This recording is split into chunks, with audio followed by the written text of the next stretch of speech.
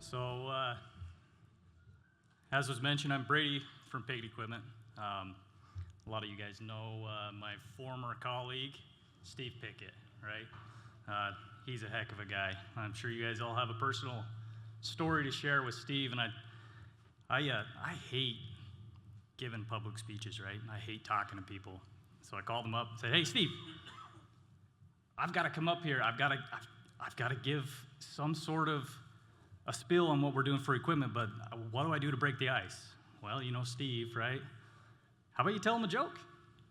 Okay, cool. He never got back to me, though. He was going to give me the joke. Oh, wait, hold on just a second. That's him right here.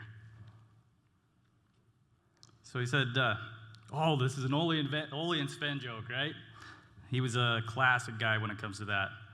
So Ole was talking with his brother, Sven, who lived right next door, right? And he said, "You know, Ole, you and Lena should really get some new curtains."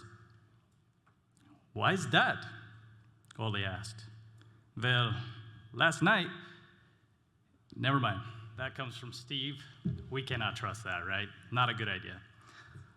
One thing that I want to start out with is an introduction. I took over for Steve in 2017. I've been on the road. I traveled with him quite a bit. If you guys don't know me, I'm sorry. Steve had a lot of big shoes to fill, and I think I've done that okay. I've been on a lot of your farms. I've been able to work with you guys through harvest, a lot of different things. We've gone through some changes over the last few years.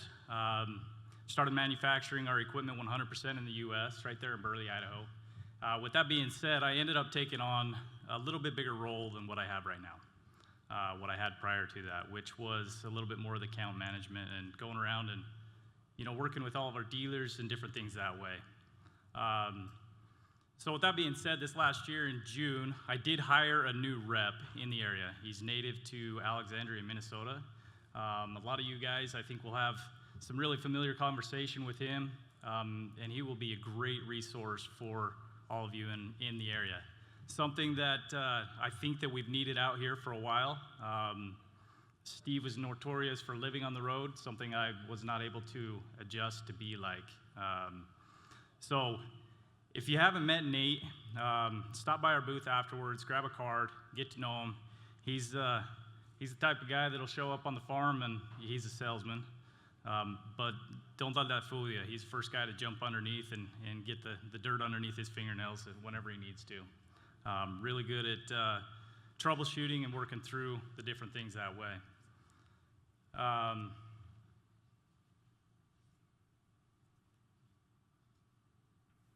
With that, I'm going to jump into a quick video about our equipment here.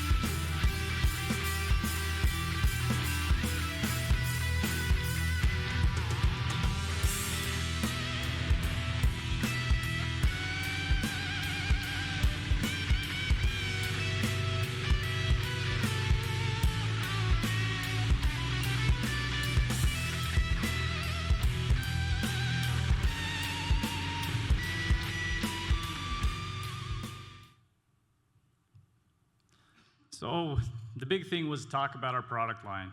What's the best for you folks out here in the field? What are our best offerings? Okay. A lot of the equipment you saw in there are pieces that all of you have seen before. Not a lot of really fancy changes or different things like that, but it's worked really well for us. Okay. There are a couple pieces that are somewhat different, but with that being said, I'm going to focus on the things that are best for you. Okay. When it comes to the cutting method, we do have a fixed knife that you can put on the front of a tractor, cruise around the field. A lot of you guys know the old Northman knife, way of dividing, something that you can do. We do have some units that are more rows, but it is a rigid setup. Works really well in the right operation. With that being said, the one thing that really put us on the map was the one-step. Taking and getting away from duplicate processes to get everything in a windrow for us to harvest. And that was the one step. Something Steve and his dad had created many years ago. For today, I would say that is still our best option. There have been many things that have changed over the years to make that one step operate a lot better. And they rebuild like crazy. They're built like a solid brick house, right? So with that being said, I think that is still the preferred method when it comes to cutting beans, pulling beans, putting them in a windrow. Next, for harvesting, the one thing you guys know the most about is going to be our Twin Master. All right, our Twin Master is a dual rotor combine, specifically designed for dry beans. That's why we do it best, right? Looking at some of the commercial combines, the tolerances between flighting, the housing, all that stuff, things that you are very familiar with. The Pickett is very much the same. Some new features that are on there are the 3-point quick hitch, new chopper design, which is really getting a lot more throughput out the back with all the excess residues being chopped up in a little bit more workable form. The other thing that I think a lot of you will appreciate is a new operation monitoring system, something we released last year, 2023, I'm sorry, 23. And that follows up with, hydraulics to our transition auger and how, one of our biggest slowdowns is when we slug in the field. How do we clear a slug? How do we get back at it? Where it was before was we had a lot of manual reversing with a big wrench. And when we came out with that hydraulic transition auger, we're able to reverse everything from the cab of the tractor. Those of you who have it, anybody out there? So, yeah, raise a hands if you don't mind. So there are a few out there with the old setup that's there. The user interface wasn't the best. It made it a little bit difficult to go in and reverse. If you picked up a retrofit kit, which a few of you have as well, it's a little bit more usable. But with our new operation monitor, it's a setup that allows the operator to, put their remote in constant with everything that's going in on the tractor, all their hydraulics. They can pause it at the panel if they want to. Something that it monitors is the rotation of that transition auger. When it senses a slug, it does give you that option to just press on the screen and reverse it and back you go. What was 20 to 30 minutes before in somewhat of a slowdown has turned into 20 seconds in most times. Okay. If you noticed on the video, we had the Twin Master and a Double Master, something that I'm a dummy, I'm sorry. I have always been confused on what's the difference is when it comes to the name. The Double Master was our old single rotor combine, okay, which is an awesome piece, something that works really well. One thing that when it was designed was in the early 2000s, and it served the need for a long time. Production got a little bit bigger. Capacities were in a little bit higher demand. The hauling equipment, trailers, some of the commercial trucks that are hauling across the interstate, it all gets higher. It always gets bigger. And a lot of the challenges that we faced with that Double Master were something that really, it made it really hard to keep on producing and serving the needs of the customer.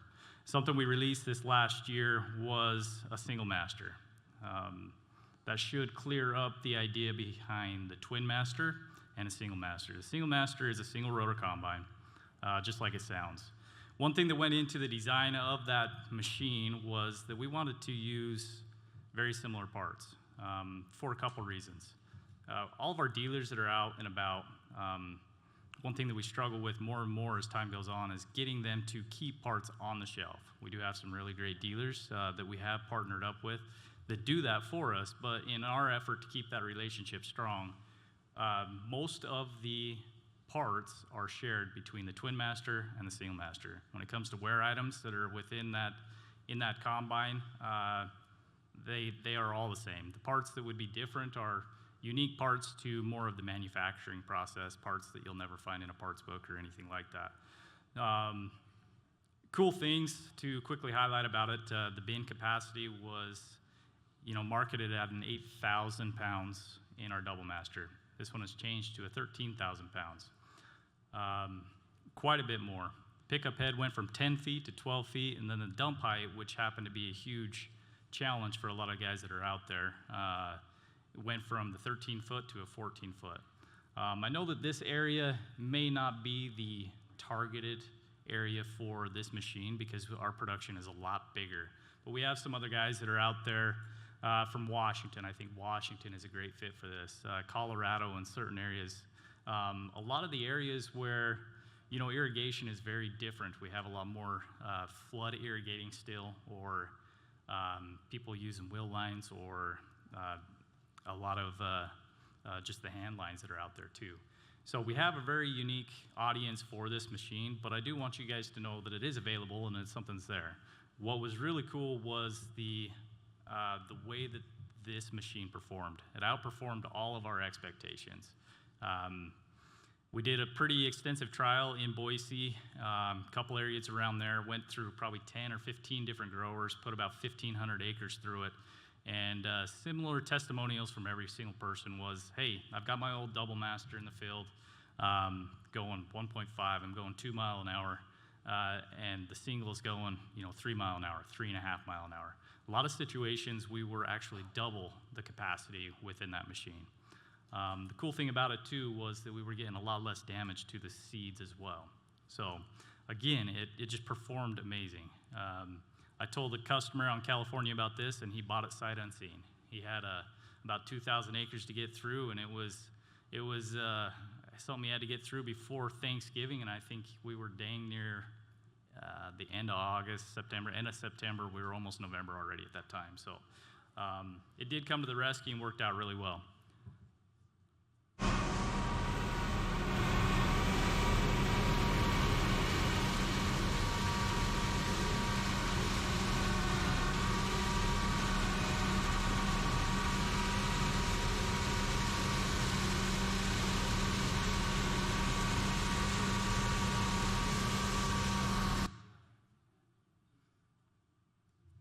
I guess showing you that, I just wanted to show you the beans it was eating like it was nothing, right? Going right through the combine, had no issue at all. Actually, our only challenges were with the tractor that we had hooked up to, and it happened to be another demo unit for the area, and it was one that hadn't been used frequently, and I think we bucked the combine off, but that was more to the tractor, pretty much. If you guys wanted to see a side-by-side comparison there, you can see the differences in the size, yet it is in that same relevance factor of what it would be used for. Okay, but here's the thing. All of our equipment, it's not worth a dang without the education, right? We have growers that are out there that have used our equipment, and they're able to put beans in the tank with little to no foreign objects, little to no damage checks, anything like that. And we have customers out there who also have our equipment that have done the exact opposite. And I think you'll find that true to all pieces that are out there. Doesn't matter who the make is, what the model is. It comes down to how we're using it and setting it up. Something we've prided ourselves in a lot of times over the years. Pickett Equipment, the Technic Clinic, that's something that Steve had started many years ago. look around, look for your dealership, find out when we're doing these. Join us. It's not all about just our equipment. It's really good opportunity to get together and learn a little bit more on how to do things better. And Pickett takes a little bit of credit of some of the designs they have, but I do think most of the design changes and things that we've improved on are due to these meetings that are there and the ideas that come up from the growers. I promise you, you guys are spending a lot more time in the equipment than I ever have, and I say that's probably true for most of the guys at our company as well. With that being said, it kind of wraps up what I have. Leave it open for any questions. Anybody have any questions at all for me at Pickett? Anything we offer? Feel free to drop by the booth. Please do come see Nate, get his card. He is a great resource, and he'll be right in your backyard, probably no less than, no more than 4 hours for many of you in this area. So it'll be a good opportunity. Thanks.